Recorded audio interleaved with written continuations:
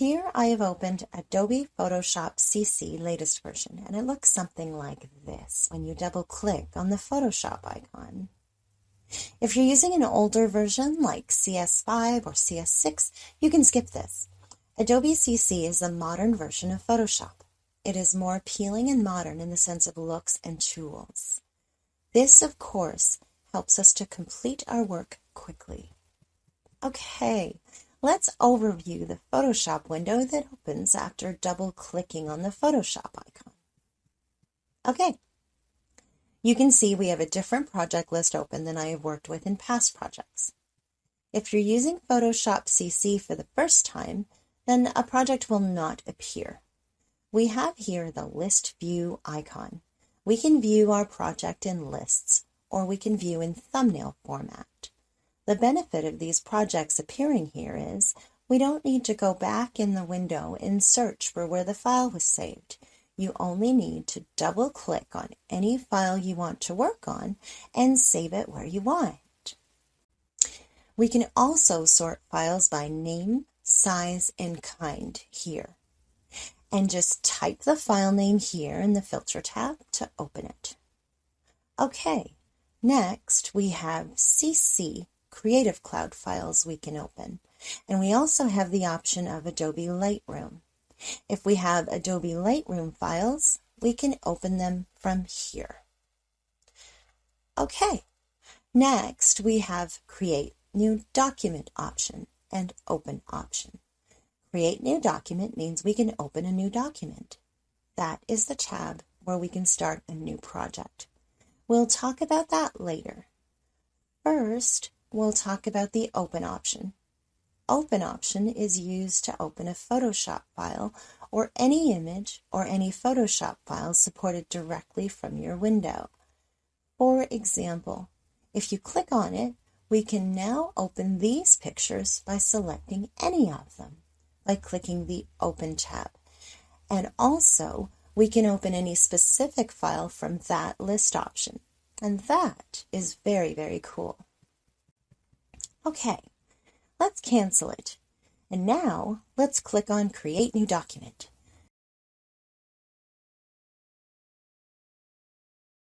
Now we can see we have a lot of options here in the latest version of Adobe CC. And that is a big advantage of this version. We can create documents according to our needs and requirements. For example, if you want to work the project for web, print, mobile, film, video, and photos, we can choose from here easily. Okay, let's do an overview of this window. So now we have a recent option here. If you have worked recently, then the document will appear here, and we can open it, choosing any of them. Okay, next we have saved options. If you have any saved document, we can open it from here. Okay, next we have the Photo tab option. Here we have a default Photoshop document size that is 7 by 5 inches and 300 ppi. ppi means pixels per inches. Photoshop works based on pixels, basically. This defines the quality of the image. For example, if we want high quality, we can use high ppi. And if we want low quality, we can decrease the quality. 300 ppi is mostly used for general printing, like brochures, flyers, and business cards. For the web, we mostly use lower than 300 ppi. We can also see here the landscape options and portrait size options. You can choose any of them and click on Create to open it. Okay, on the right-hand side, we have the option of preset details. That means we can create new documents according to size requirements or PPI requirements. This is also called a custom document. Okay, here is the preset detail. We can put any name on our document here, something like that, for example. And here on this icon, we can save the document. Let's click on it. We can put any name here and save it.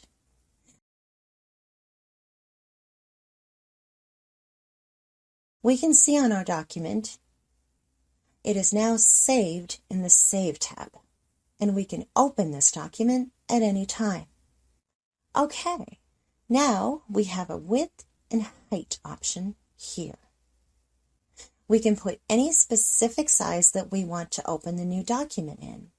We can also choose from size unit, pixels, inches, centimeter, millimeter, anything like that.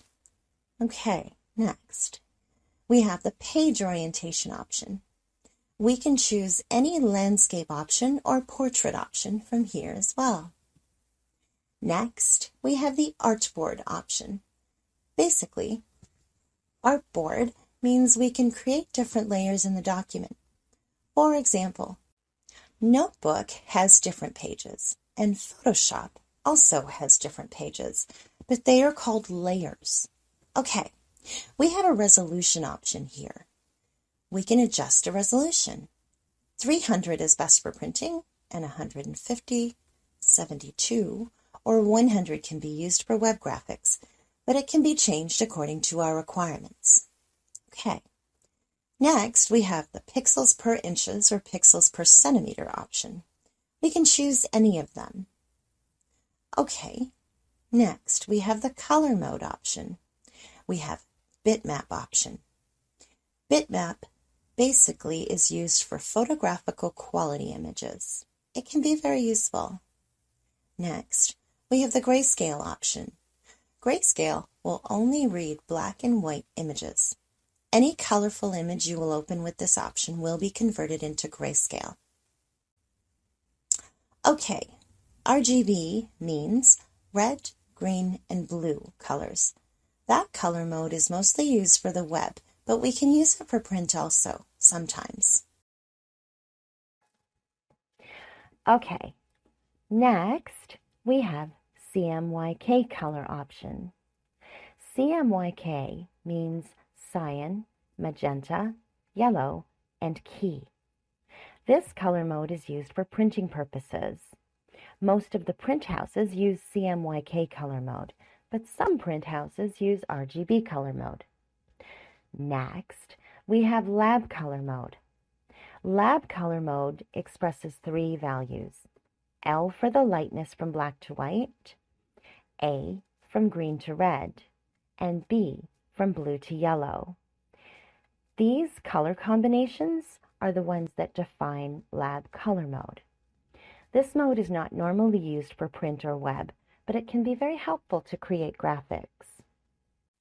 Okay, next we have the bit option. 8-bit, 16-bit, 32-bit. These are the color settings. 8-bit is mostly used, but for very high and large-scale graphics like films and movies, 16 and 32 is used.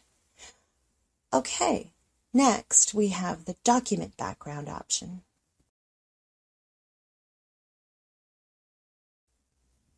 We can change it by clicking on it. And next, we have advanced settings. We can change the color mode option here. My suggestion is RGB 1998, and we will look at the next pixel aspect ratio. Just keep it as default. Okay, next we have a print option, art and illustration option, web, mobile, film, and video options. We can choose any of them. They all have default settings you can customize according to size and pixels. For example, for print sizes, we have letter, legal, A4, A6, and A5 options. Art and illustrator options, poster, postcard size, and next we have web options here. For mobile, we have iPhone screen size graphics options. And next we have film and video options. These are all options that are very, very cool. This is the big advantage of Adobe Photoshop CC latest version. Okay, now you can choose any document, click on Create, and you're ready to start working on your Photoshop document now. Okay, in the next exercise, we will learn step-by-step techniques that will help you start Photoshop for the first time with no experience. These techniques will help you learn what tools are needed to know first, and then you can become a master in Photoshop very easily. Just follow me and give me your attention and listen to our exercise lectures. Thank you, and see you in the next exercise.